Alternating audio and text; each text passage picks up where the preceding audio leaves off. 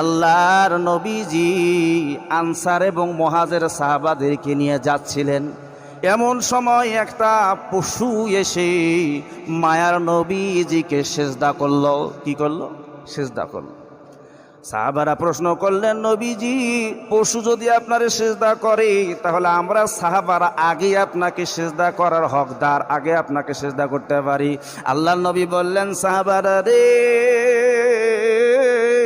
তোমরা আল্লাহকে সিজদা করো, আল্লাহ বাদ দিয়ে কাউকে সিজদা দেওয়া জায়েজ নাই।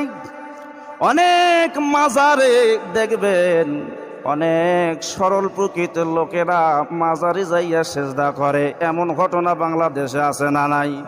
মাজারে গিয়ে সিজদা দেওয়া, মাজারের লোকের কাছে কিছু চাওয়া, এটা ইসলামে বৈধ না অবৈধ?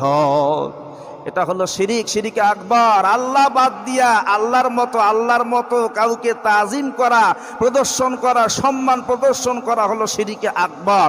আর শিরিকে আকবার যার হয়ে যাবে তার সমস্ত আমল বরবাদ হয়ে যাবে। আল্লাহ পাক নবীজিকে ডেকে বললেন, নবী লা ইয়াহবাতান্না আমালুকে, আপনি নবীর আমল, সমস্ত আমল আমি বরবাদ করে দিব যদি শিরিকের গুনাহ আপনি নবীর মধ্যেও হয়ে যায়।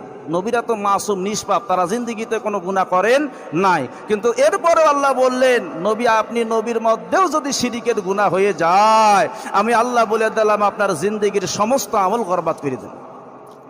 তাহলে মাজারে সিজদা পাওয়ার উপযোগী একমাত্র আল্লাহ তাআলা। আল্লাহ বাদ দিয়ে যদি মাজারে যাইয়া কেউ সিজদা দেয়, এই সিজদা দেওয়াটা শিরিকে আকবার হয়ে যায়। শিরিক 9 প্রকার, তার মধ্যে শিরিকে আকবর, শিরিকে আসগর, শিরিকে জলি, শিরিকে খফি, শিরিকে হুকুমত, এরকম 9 প্রকার আছে। তার মধ্যে প্রথম নম্বরে হলো শিরিকে আকবর। এই শিরিকে আকবর যদি হয়ে যায়, আল্লাহ জিন্দেগির সমস্ত আমল বরবাদ করে দিবে। এখন আল্লাহ নবীজিকে এসে যে পশু সিজদা করলো, এ ব্যাপারে আল্লাহ নবী বললেন যে, সাহাবারা তোমরা আল্লাহকে সিজদা দাও, এই পশু যে আমায় সিজদা করলো এটা হলো সম্মান প্রদর্শনের জন্য সিজদা। আদম আলাইহিস সালামকে সমস্ত ফেরেশতারা সিজদা করছিল, কোরআনে আছে না নাই?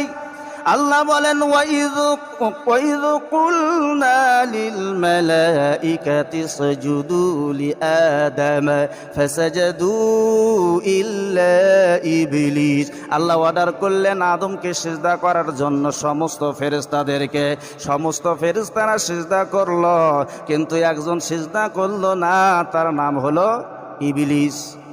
এখানে আদমকে সিজদা দিয়েছে ফেরেশতারা, এটা হলো সম্মান প্রদর্শনের জন্য, ইবাদতের জন্য নয়। সুবহানাল্লাহ কোন।